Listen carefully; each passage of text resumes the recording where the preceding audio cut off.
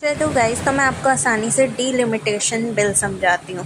पहले इन लोगों ने ना वुमेन सीट्स बढ़ाने की कोशिश की थी। 543 सीट ऑलरेडी होती है लोकसभा में, तो ऑलरेडी इन्होंने कहा कि 850 कर दो, इन्हें वुमेन्स की सीट बढ़ानी है सीट्स, ताकि ये लोग 2/3 मेजॉरिटी चाहिए होती है। इसका मतलब ये है कि उन्हें 362 वोट्स चाहिए होते हैं, जिन्हें ये राउंड फिगर करके 360 बना देते हैं। तो इन्होंने कहा कि हमारी मतलब वुमेन्स की सीट बढ़ा दो, 850 कर दो लोकसभा में। तो वो उन्होंने मना कर दिया अपोजिशन ने कि जितनी सीट्स है लोकसभा में उतने में ही वुमेन्स की बढ़ा दो। तो हम ऐसा नहीं कर सकते। इससे क्या होगा, राज्यसभा में जो ऑलरेडी 250 सीट्स है ना, उनकी कोई वैल्यू नहीं रहेगी, क्योंकि अगर लोकसभा की सीट ज़्यादा हो गई तो बिल ऐसे ही पास हो जाएंगे बिना किसी की मर्जी के। तो मतलब एक तरीके से आप समझ रहे हो कि अब लोकसभा की तो 850 हो गई सीट्स, पर राज्यसभा की तो वहीं 250 की 250 रह गई ना।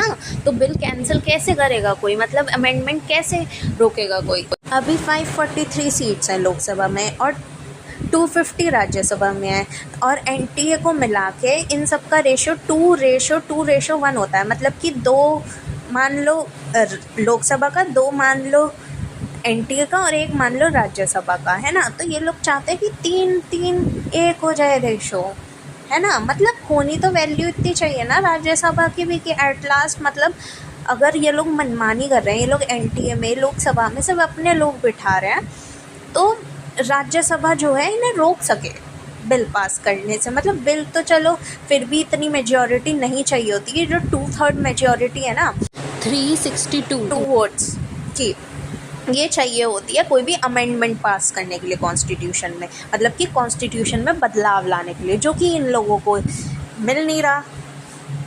इसलिए ये लोग चाहते हैं, पहले इन्होंने इसी तरीके से वुमेन्स की सीट बढ़ाने की मांग करी ताकि लोकसभा की वो वैल्यू बढ़ जाए। इनका दिमाग तो बहुत चलता है, क्योंकि बिल पास करा देंगे कोई भी और मतलब वो करवा देंगे अमेंडमेंट, अपनी मर्ज़ी से करवा देंगे।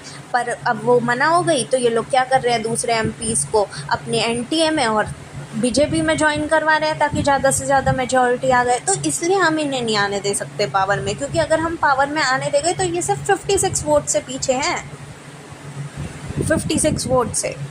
तो इसके बाद अगर ये अब आ गए तो इनकी मतलब पूरी मनमानी हो जाएगी, पूरी मनमानी चलेगी। जो ये चाहेंगे वो कॉन्स्टिट्यूशन में करेंगे, जो ये बिल पास करना चाहेंगे करते रहेंगे। जवाब ये लोग देते नहीं हैं, आंसर देते नहीं हैं, और एक तरीके से अगर दोबारा ये आ गए तो पूरा कंट्रोल कर लेंगे। तो हम इन्हें नहीं आने दे सकते।